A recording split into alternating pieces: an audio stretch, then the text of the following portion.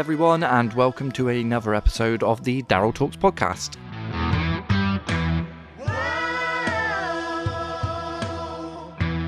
She's back again. The supportive wife who wasn't going to have anything to do with the podcast. Through popular demand, is back again and she's done it. She is the champion of the world. What an entrance. Hello. It's Liz, everyone. So, we have decided that we're going to do a follow-up episode. I don't know if we decided that. I decided because a lot of people said they loved the last episode. So, here we are again. I've happily obliged. Oh, happily obliged. So, first question. How are you feeling? Feel okay, actually. So we're 6 days in with 2. I feel all right. I feel, obviously, a little bit tired, slightly uncomfortable, but generally I'm feeling pretty good. So, what happened? What didn't happen? So it was quite a whirlwind of a week.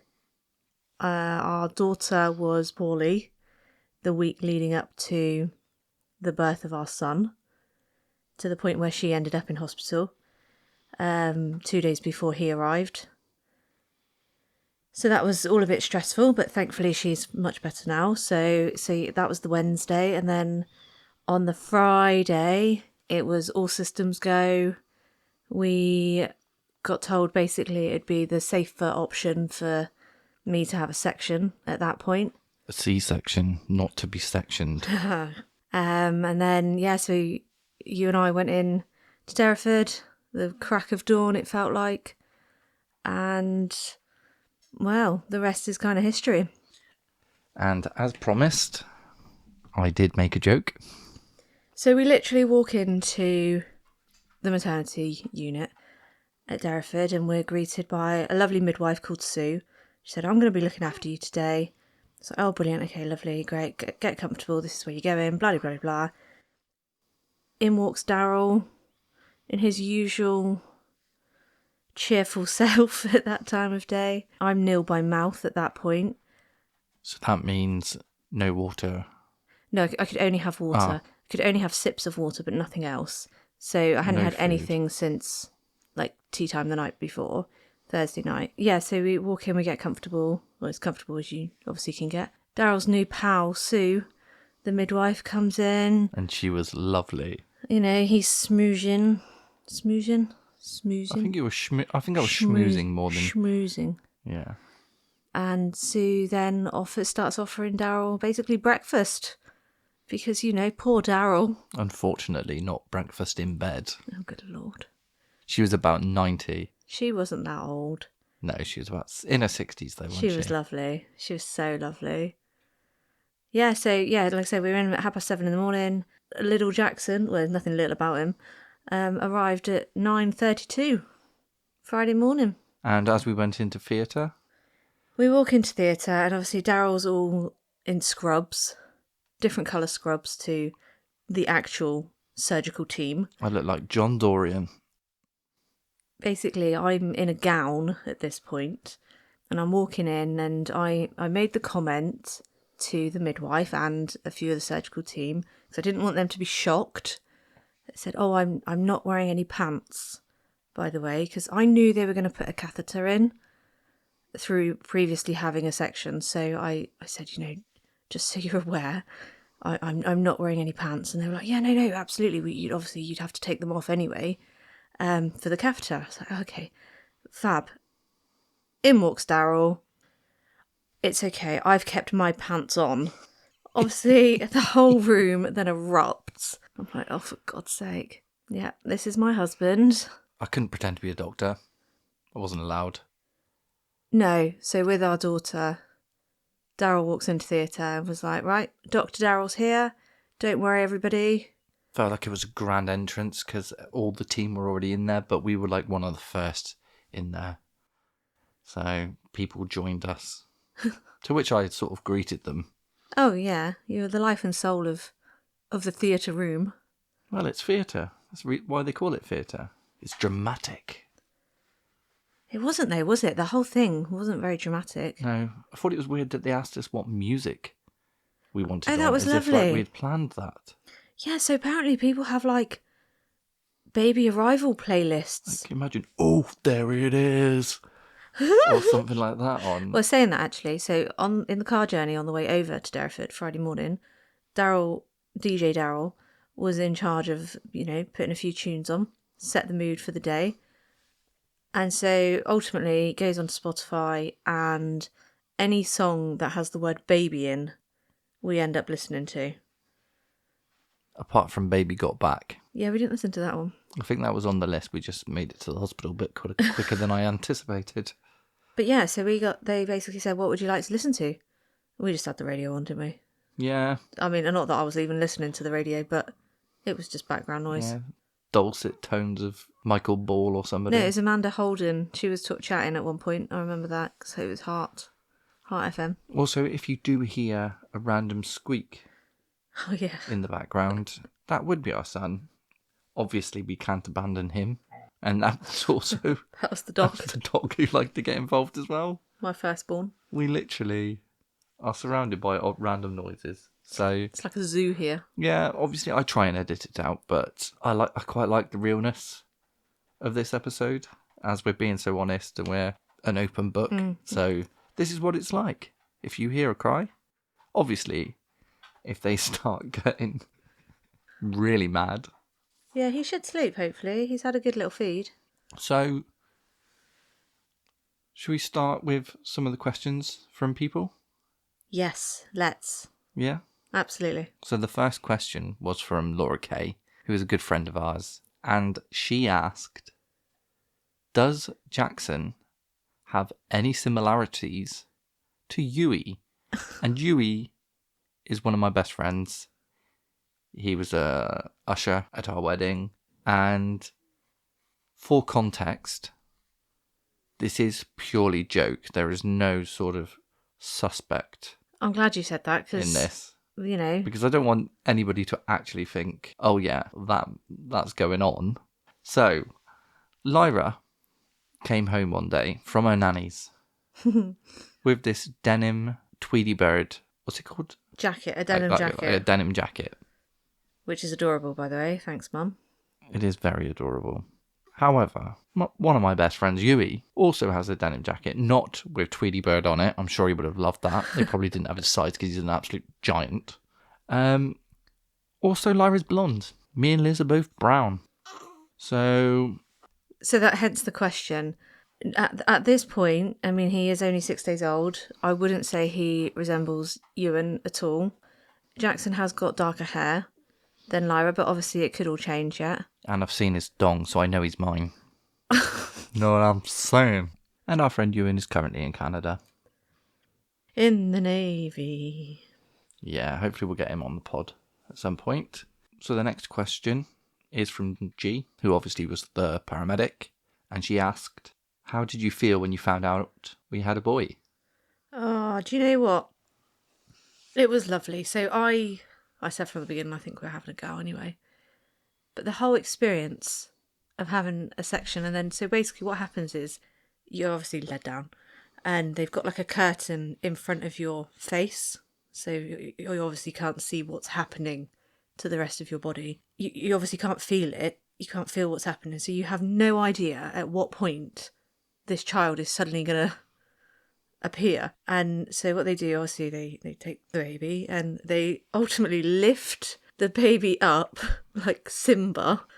And then the curtain drops and there's this baby just being held there. And it was at that point, it was like, oh my God. And so instantly, I don't know about you, but instantly I was drawn to the genitalia area. Literally, he had a pair of bollocks on him. Because they were fantastic. I've never been so proud so instantly. So we had told the surgical team that we didn't want them to tell us the sex of the baby. We wanted to see that for ourselves. And so obviously we both zone in on that area. And my first my first vision of our child is this massive set of balls. It's all a bit swollen for those people that don't know. Like, it's when babies arrive, it's all a little bit swollen. Nope, he's never going to grow into them bollocks. But my goodness. Or the dong. So, yeah, seeing that he was a boy, I was just absolutely made up. I mean, I would have been made up either way, but it absolutely made up that we've got a little lad. I wanted a boy because then we've got one of each. Yeah. But then all of a sudden I was like, oh my God, I don't know how to be a man. I think you've done all right. Well, yeah. I mean, you've got to this point in your life. Yeah, I just got, in that very quick moment, everything slowed down and I was thinking about taking him to football clubs, thinking, what's he going to be into? Am I going to have to teach him how to shave? Like, I've only got 4 hairs on my chin. Yeah, he might be hairier than you, actually. He already is hairier than me. So yeah, that's how I felt. I just went into a little bit of panic. Did you? Yeah. I was just ecstatic that the baby was here, regardless. And then the second thought was the same as you, I think. Look at the size of his bloody feet. He has got great big pasties on the bottom of his legs. Honestly? It is like they skipped leg day and went straight to foot day. He's got these little matchstick legs and then he's like flippers. Honestly, we're going to get him in the water. He could be the next Michael Phelps. Got massive feet. And the next question is, who's going to be the stricter parent? Well, we've actually got an example today of who is the stricter parent. I think I'm naturally... A bitch. That was just rude. I know, I went there. I think I'm naturally just more... I was going to say routined and I guess strict. I would agree with that. Only because you're just a bloody clown at times. But you want to be the fun parent. You're like that in your social group. The fun parent in my social group? No, not like the fun parent. Makes me sound a bit noncy. No, well, Yui is very young. He was born in 98. 98. No, like in any social occasion, you are that fun person. Well, fun, I don't know. I'm that fun person. You're that fun person, and that's what you're like at home with. Yeah, but I do have moments, don't I, of strictness. Oh God, yeah. If she's getting a bit ratty with you, Which she does, by and the way. I will step in. Yeah, you do. Just those brief moments, and then instantly afterwards, I just want to cry.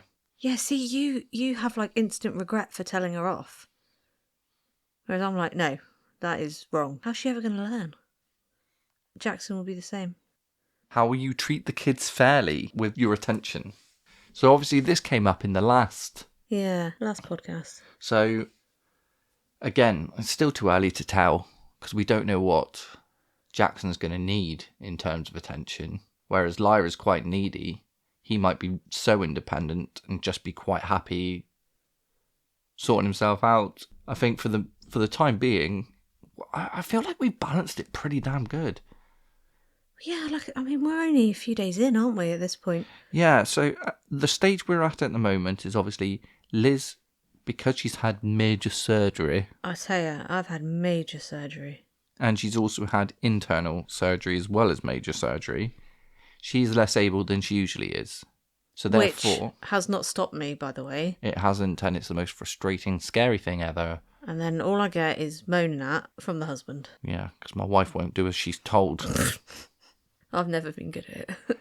So where we are at the moment, I have to do a lot of the things with Lyra because she's older, she's heavier, so Liz can't lift and cuddle and do those sorts of things that she always did do. So my attention has shifted. My need for attention has shifted with Lyra. I'm the one that gets the cuddles. Obviously Jackson is just happy with as long as he's being fed. Yeah. Burped. He just loves a cuddle, doesn't he? Yeah, he does love a cuddle. Don't get me wrong, it does upset me that Lyra all of a sudden just doesn't want mummy. Yeah, and that upsets. I would rather be the one that's not liked.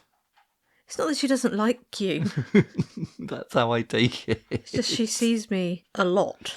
Yeah, so, but I would rather be that side of it than experiencing it. Of course, I'm absolutely loving it, and I have to keep reminding Liz that I'm not rubbing it in. I'm just enjoying the moment because it's amazing. And I know that. Yeah, it's a bit odd, isn't it? It is hard. I'm so used to Lyra, well, for the last 19 months, only wanting mummy. And now all of a sudden, she's literally doesn't want to be anywhere near me and just wants daddy all the time. Day by day. Yeah, no, definitely. And actually sort of roll with the punches. So next question is, how did we shortlist the name Jackson? Do you know what? Second time round with a child, it's flipping hard work trying to think of a name.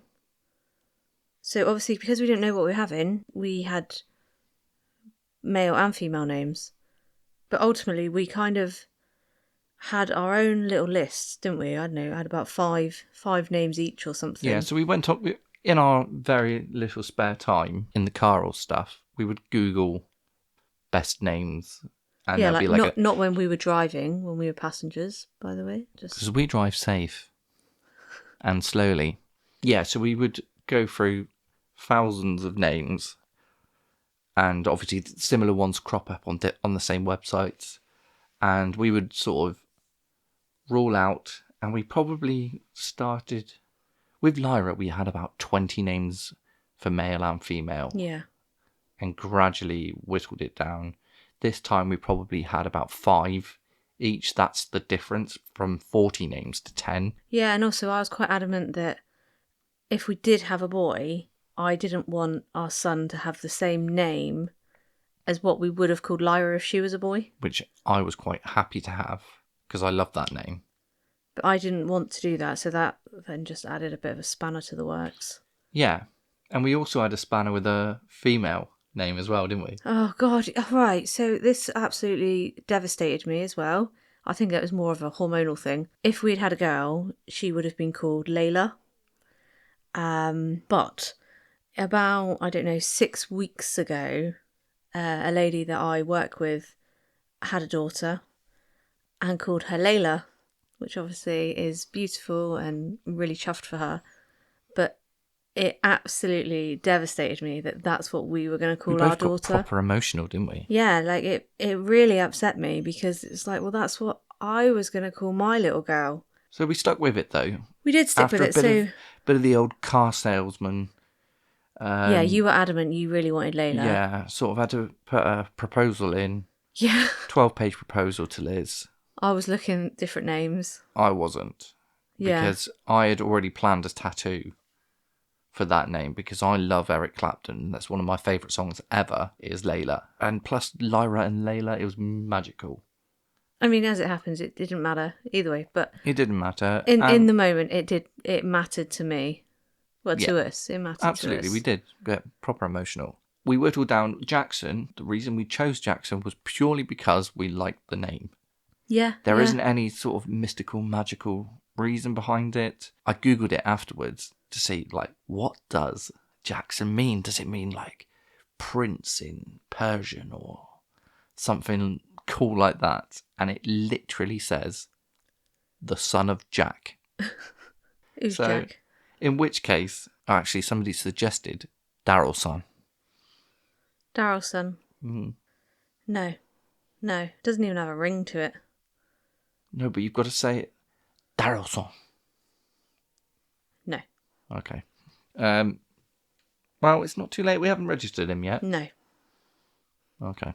Did we find it easy to agree names? We weren't too bad. We weren't too bad, actually. There was a lot of, like, to and from for both of us, and we were, like, would spend a lot of time sort of messaging each other just random names. But no, yeah, it wasn't too bad, actually. I feel like we picked the names a long time ago. We did.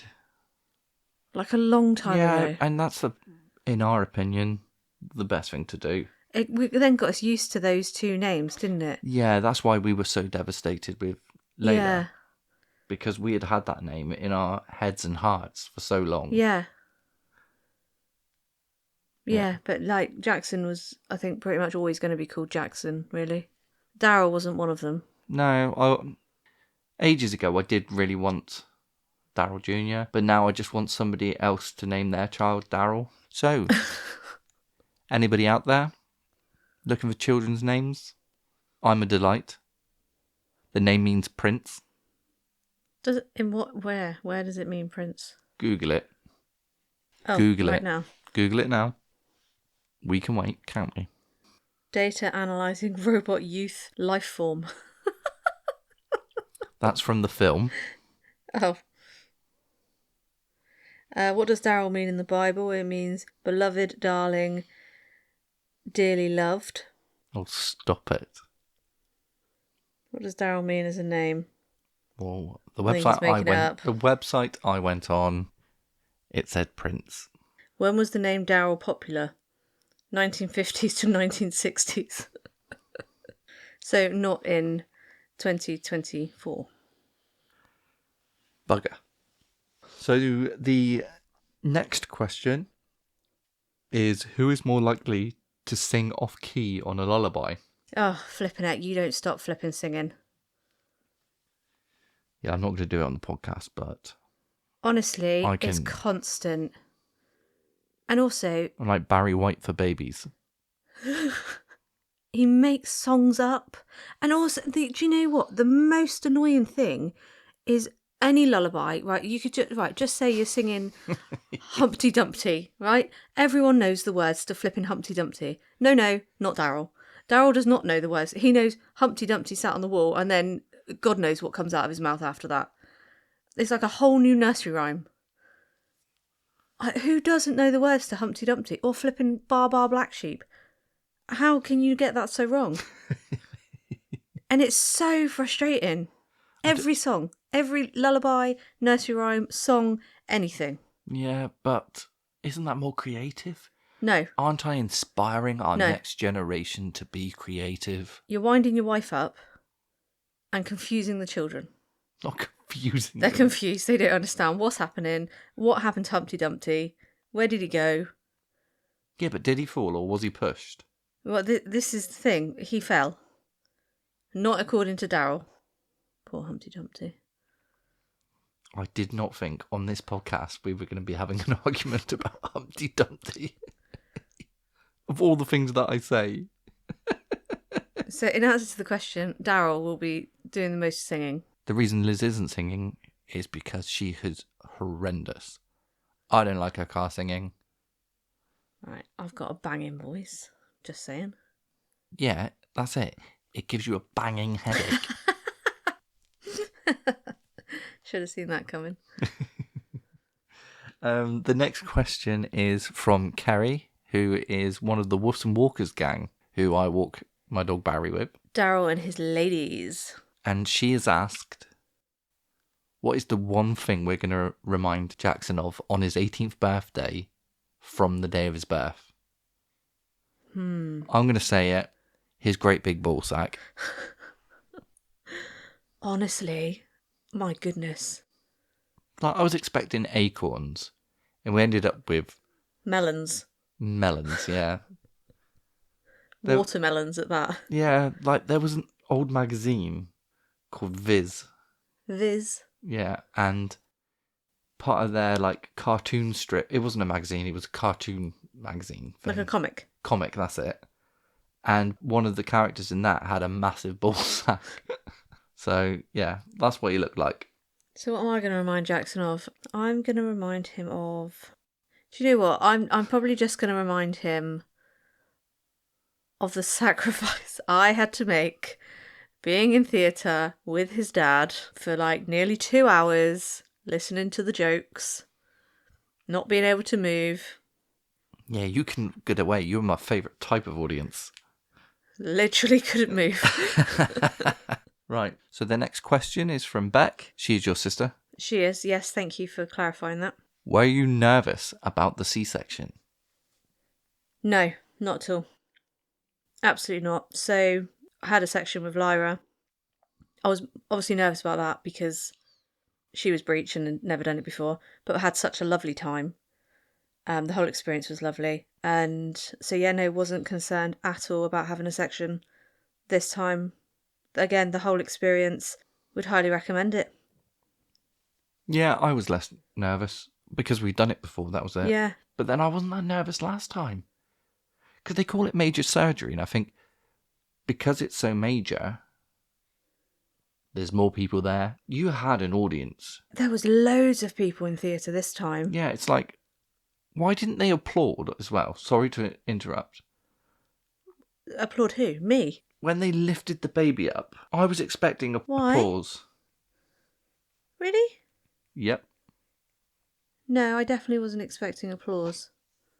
I suppose you were still open, weren't you? So I guess so. just drop everything and have a clap. Just have a little clap. Well, we clap for them. Thursdays, 7 p.m. good So job. neither of us were nervous. Maybe naively. I don't know. It was all very relaxed though, and I think this is the thing. So every member of the team that were in theatre made a point of coming in and seeing us before we went into theatre, just introduce themselves. So you had like the surgeons, the anaesthetists, and the whole raft of people that were there. Hello, I'm the surgeon and I'm going to have my hands in you today. Yeah, it was a little bit like that actually, wasn't it? So, and everyone was just really friendly and chatty, and it was just lovely. I'm the anaesthetist and I'm going to make sure you can't feel anything from the tits down. So he was called Duncan, our anaesthetist. Because his dad liked donuts. And he was really lovely. They were all really lovely. He was really lovely, yeah.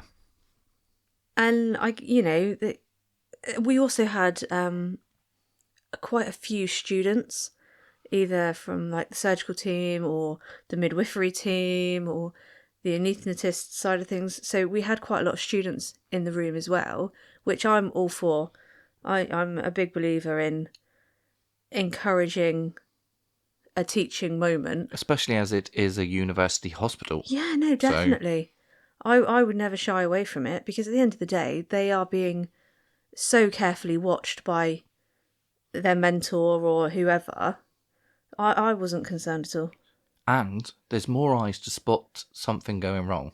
Yeah, and is my actually, opinion. What was really nice is when we were in recovery after being put back together, we were in recovery and a couple of the students actually came up to us and thanked us for allowing them the opportunity to be there to witness the birth of our son. And you think, that's such a lovely thing to do. Like, you didn't have to come and thank us. Like, that's kind of your job to do that. I was just like, you are welcome. But it was just so nice, and you actually felt like they really appreciated being there and being part of our Does that make you think experience. that people are like, no, they can bugger off? Yeah, I'm sure there probably are people who say, no, I don't want students. There'll be like little puppies at the door, like. No, I'm sure they probably have plenty of other work to be doing. And also, it's quite a female-led surgical team. Yeah, the one anaesthetist who was male, Duncan. He was the only male in that room, actually, wasn't he? Yeah, I was 50% of the male. Other than you. And, actually, no, we were 33% because Jackson. we had a male. A firm load of females in there. Yeah, not to be too well, I suppose surgeons are probably stereotypically male. I don't know. But honestly, brilliant. Lovely. Yeah, she was very lovely. Yeah, she's called Jo. Straight to the point. Jo and Exactly Michelle. what you need when stuff's going on. Yeah, they were brilliant. The next question is, have any of our answers to our pre-baby episode, so make sure you listen if you haven't, have any of our answers changed since having Jackson? Probably not, to be honest. No, we are kind of good at sticking to the plan, aren't we? Yeah. And, well, loosely. Yeah, and I'm surprised no one asked how Lyra took it. Oh, as a question? I thought that would be quite a popular question. She took it really well, by the way. She took it amazing. You couldn't ask for a more picturesque, perfect moment of her eyes lighting up when she saw her new baby brother. Like we said, she loves babies. She plays with babies at nursery, at home. She's got little dolls and things. She's got little dolls, and all she wants to do is cuddle him. Oh yeah, she wants to help feed him. She wants to and help feed him, him. burp. She just adores him, doesn't she? Oh my god. The way she looks at him. When he's crying, she genuinely looks concerned. Yeah, she does. She can't quite say Jackson yet. She says sort of like Tata or something similar like that, doesn't she? Yeah, but she's really trying. She's really trying to say Jackson. Because at the moment it's baby. Yeah. So one thing, I don't think it hasn't changed. So I said about having the confidence to sort of say no to people, like for wanting to come round and meet the new baby and feel more comfortable to say no to Yeah. people. Well, we haven't said no to anybody, but likewise, we also haven't had a lot of visitors, but we've been quite firm with that we don't want a lot of people coming round, not because Jackson's brand new, but because Lyra hadn't been very well either. So Lyra's still getting over not being well, as well as this huge shift in her life of having this tiny baby. I'm actually glad that that has happened and that we haven't had a huge amount of visitors. As much as I would love for everyone to meet Jackson, it's been so lovely, the four of us having so much time together. It has been great. It has been lovely, and like, Till I drag you onto a podcast.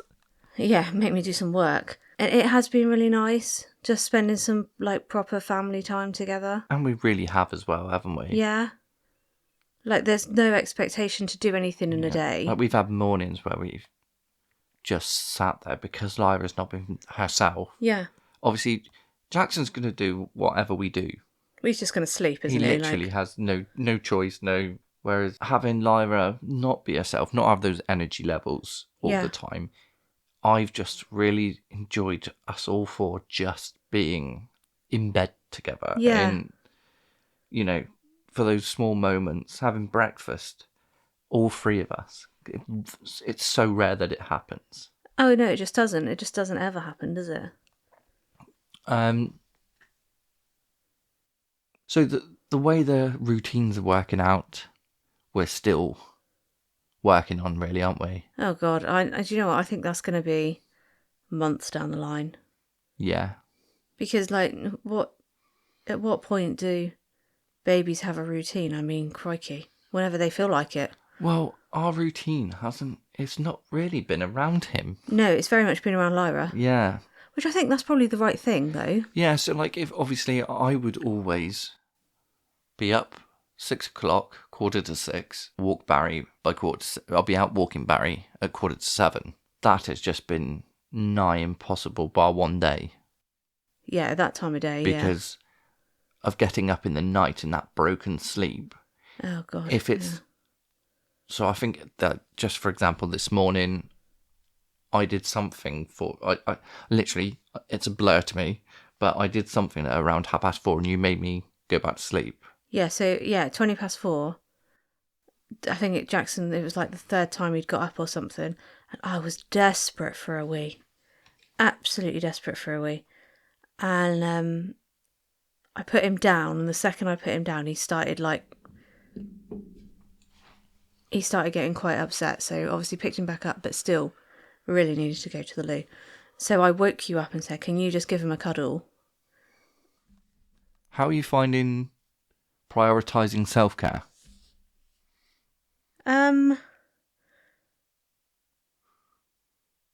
I don't know that I necessarily am prioritising self-care at this point. I mean, you're making sure I'm eating. Yeah.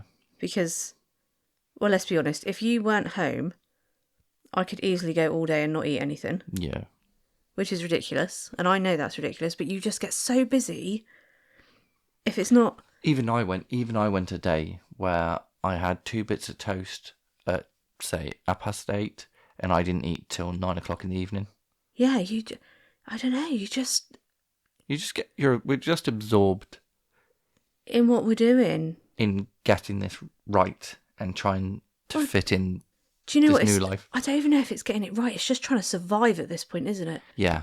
Yeah, and don't get me wrong, it's not like we are absolutely exhausted, and it's not like Jackson doesn't sleep, and it's not like Lyra doesn't sleep. We at this point, we're quite lucky. Can you imagine how shit it must be for those parents? I can't. Like, my heart literally breaks for you. And I don't mean that in a patronising way, because the snippets that we've had, like we had one really bad night where Lyra was up for 4.5 hours and we had a newborn.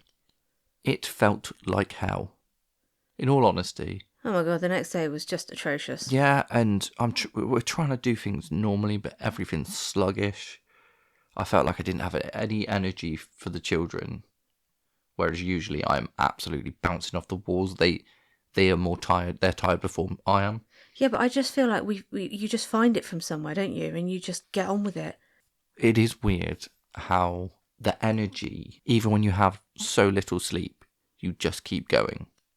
And I don't know whether that's credit to us for just keeping going, because there must be people out there who just go, nope, Yeah. that's it, I'm going to bed. And I totally get that. Oh my gosh. But it'd be worth it if one of them is rich and pays for our retirement. Yeah. We've just doubled our chances. Happy days. So keep the strictness up, Liz. I'll keep the creative entertainment, Humpty Dumpty stories. Humpty Dumpty stories going. So And I've just got to continue being strict. yeah, so that is the end of the questions. You said you had a question for me Do you know earlier. what, you're right. So Did you write it down? I have got a question for you, and I wrote this question down. I'm going to tell you last night at 44 minutes past midnight, so 1:45 this morning. Because you know what it's like. You wake up and you think, I'm going to ask him that question whilst feeding Jackson. So my question is there anything that you haven't missed about the newborn stage? Right, so for me, it's only because the reason this all came about is because I was feeding Jackson, and then I needed to wind him, like he needed winding. And I was sat there for about 10 minutes. My back felt like it was breaking, trying to wind this baby that was not giving up its wind. And in that moment, I thought, I have not missed this at all. Right, okay. So do you know what I mean? Like, is there anything Yeah. that you've come across at this point and you just think, I just haven't missed doing this? Right, mine would be then how erratic they get in such a short period of time. So, like, he has literally just moved. Within a millisecond, he is screaming at the top of his lungs because he wants food or something, or changing, or whatever it is. Yeah. I didn't have time to get up, let alone solve his problem. But have a little patience. That's the bit I don't miss, is just the 0 to 100. Yeah, it's just uncalled for, in my opinion. Work on that, Jackson. All right. Oh, and I thought of a question for you. Bet you didn't write it down though, did you? Nope. No, I see. What is your worst fear now? My worst fear. So it was about not being able to love them both, wasn't it? That was my biggest worry and my biggest fear, which thank you everyone actually for all your comments and advice around that. Because you do just find more love, by the way. You just love them both so much. Also, I had people proper message. Alex, one of my primary school friends who I grew up with, he sent me a 17-minute, basically a podcast on Facebook Messenger. It was the most interesting listen because he's lived it, he's done it. He's a father of two, isn't he? He's a father of two. And actually, I've taken that advice right on board. Yeah. You know, obviously, you put your own spin on things. But one bit of advice that I would give now, Yeah. that I have found to be amazing with Jackson, is when they're crying and stuff, just think of the top three. Are they hungry? Are they tired? Or have they crapped their pants? If those three, usually 99% of the time, it's one of those three, isn't it? Mm-hmm. Yeah. I think after that, are they hot? Are they cold? Yeah. So before you worry about anything with a child, think of those three, particularly a newborn. I mean, it's still the same for a 19-month-old. The likelihood is she's flipping hungry. Also the same for a 34-year-old post-pregnant wife. Am I 34? I'm not even 34, you cheeky git. Here you are. Am I? Yeah. No, I'm not. Yeah, you are. Am I? No. I'm not. You sod. Anyway, that's the end of today. Has anything changed with what you're most looking forward to? What, for the children? Well, no, for you. What I'm most looking forward to? I'm always gonna look forward to watching them grow and see how their lives pan out. But for me, personally, just for me, I just want to know, like, what do I do next? Do you know what I mean? Like, Yeah. so I bet so many parents are like that. so I've always been quite career focused, Yeah. I would say. And I think it's probably fair to say I've always worked bloody hard to do what I've wanted to do. Yeah. And obviously had Lyra and went back to work and again worked hard and got pregnant and had Jackson, and now it's like, well, what do I do now? It's not as easy as going back to your career, is it? Do you know what? It's not. And I know that from this, from this moment. Like, Yeah. I absolutely get that. Because also, do I want to do that? Well, it just changes your perspective on everything, doesn't it? I haven't brought children into the world to not see them grow up, to not be as involved and as part of their lives from day one. Yeah. So as much as Lyra goes to nursery a few mornings a week, and I've no doubt Jackson at an age will also go to nursery, because I personally think it's good for them, for their social element side of things. And Developmental. yeah, and Lyra learns so much, and Jackson will as well. But what does that mean for me? That's such a good question. Because I've never thought I could just stay at home. No. As much as I would love that, not in a chauvinistic way. What, for me to stay at home? Yeah, just for our kids, I would love that. Yeah, well, this is what I mean. Like, I don't think I can just stay at home. I would hate that for you, because I know how much you would end up... I'd be worried that you would end up resenting either myself or the kids, or...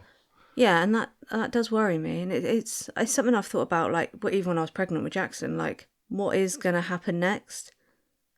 And everyone will say, oh, you've got loads of time to think about it, he's only just come. That time goes so quickly. Yeah, it's interesting, isn't it? It's just something to mull over.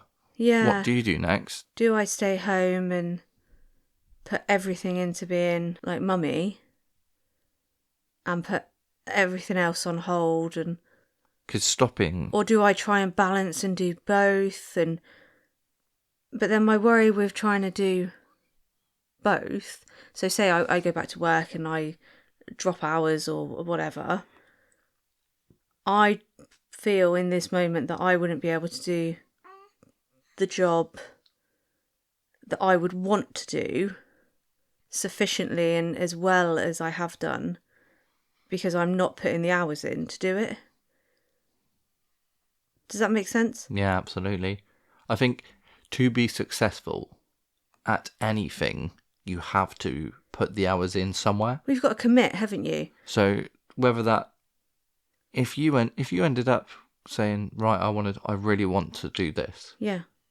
It would be bloody rude of me to not support that, bearing in mind that I've got you sat here on a Thursday evening chatting shite with me.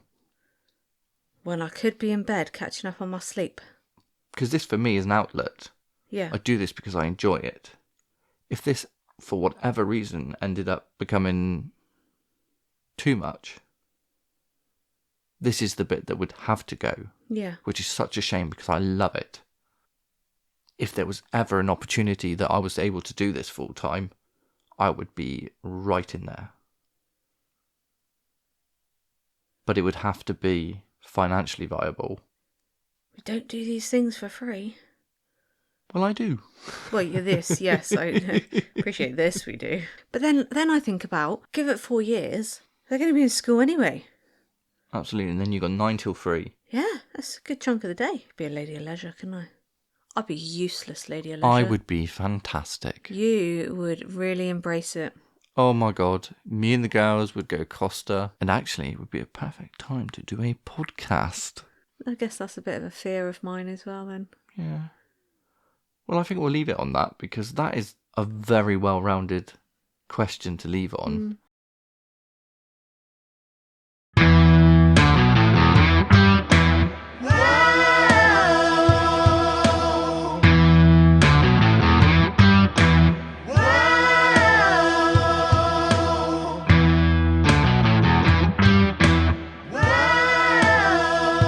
Do enjoy these sorts of episodes, please let me know, because if you don't, I won't bother hassling Liz. He will still hassle me, it'll just be about something else.